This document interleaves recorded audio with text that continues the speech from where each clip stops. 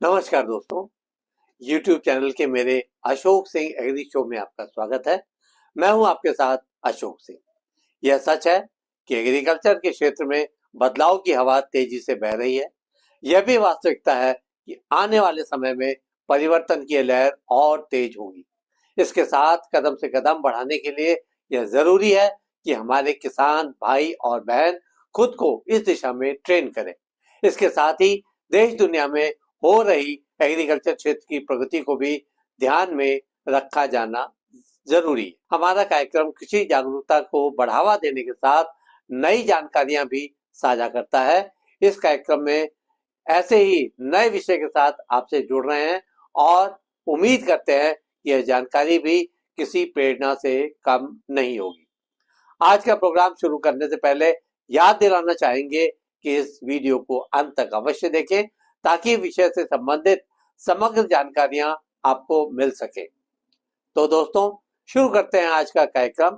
आज हम बात करने जा रहे हैं छत्तीसगढ़ के धामतारी जिले के बारे में, जहां एक नई कृषि क्रांति का सूत्रपात देखने को मिल रहा है। अभी तक छत्तीसगढ़ को मुख्य रूप से धान उत्पादन के लिए ही जाना जाता रहा है। अब यह प्रदेश कृषि क्षेत्र में एक महत्वपूर्ण बदलाव का साक्षी बन रहा है। राज्य के कई जिलों के किसानों ने पारंपरिक धान की खेती को छोड़कर तिलहन और दलहन की खेती की ओर रुख किया है, जिससे न केवल उनकी आय में वृद्धि हुई है, बल्कि यह कृषि विविधीकरण और टिकाऊ खेती की दिशा में भी एक महत्वपूर्ण कदम साबित हुआ है। विश्वास नहीं होगा, पर यह सच है कि इस परिवर्तन ने किसानों की आय में उल्लेखनीय वृद्धि करने में मदद की है। छत्तीसगढ़ में धान की खेती पारंपरिक रूप से अधिकांश किसानों द्वारा की जाती रही है। अभी तक राज्य की जलवायु और मिट्टी धान उत्पादन के लिए उपयुक्त मानी जाती थी और ज्यादातर किसान इसे उगाते थे। यह किसी से छिपा नहीं कि धान की खेती में काफी अधिक मात्रा में जल की खपत होती है। यह प्रदेश के जल स्तर को गिराने का एक प्रमुख कारण बन रहा था। इसके अलावा धान की सरकारी खरीद नीतियों में बदलाव और परिवर्तन लागत में निरंतर हो रही वृद्धि के कारण किसानों को आर्थिक रूप से नुकसान भी झेलना पड़ रहा था। हाल के वर्षों में कृषि विशेषज्ञों के सहयोग और सरकारी योजनाओं के माध्यम से किसानों को वैकल्पिक फसलों की ओर मोड़ा गया। इनसे न केवल पानी की बचत हुई, बल्कि किसानों को उनकी फसलों का बेहतर मूल्य भी प्राप्त होने लगा। इस बदलाव की शुरुआत तिलहन और दलहन की खेती से हुई।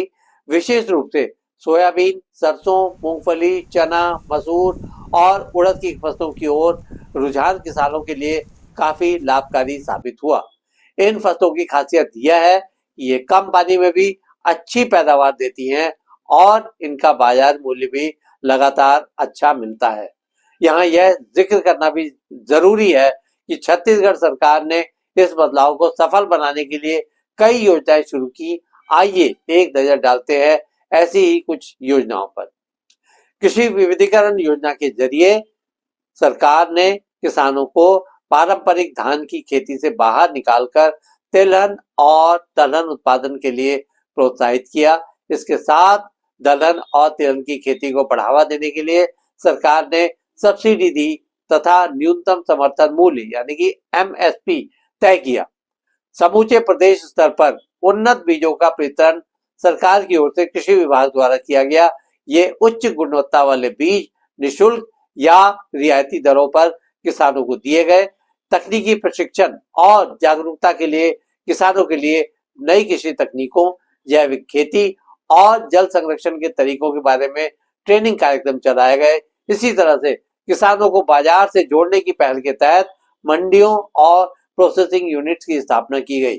यह बताने की जरूरत नहीं, ऐसे बदलावों से किसानों को कई आर्थिक लाभ मिले। जैसे किसानों को पहले के मुकाबले में अधिक लाभ प्राप्त हुआ। सरकार के अनुसार किसानों ने तिलहन और दलहन की खेती से काफी अच्छा लाभ कमाया। धान की खेती की तुलना में तिलहन और दलहन की खेती में लागत कम आती है, जिससे किसानों को शुद्ध लाभ अधिक हुआ। इतना ही नहीं, तिलहन और दलहन की फसलें कम पानी में भी अच्छी उपज देती है, जिससे जल स्तर में गिरावट को रोका जा सका। इसके अलावा दलहन की फसलें मिट्टी में नाइट्रोजन की मात्रा को बनाए रखती हैं और भूमि की फर्टिलिटी को बढ़ाती हैं। सबसे महत्वपूर्ण यह बदलाव किसानों को जलवायु परिवर्तन के प्रभावों से बचाने में सहायक रहा।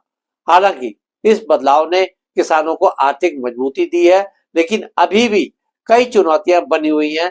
उदाहरण के लिए मंडी व्यवस्था को और अधिक दुरुस्त करने की जरूरत है। किसानों को उनकी उपज का उचित मूल्य मिले, इसके लिए सरकार को बाजार तंत्र को ज्यादा मजबूत करना होगा।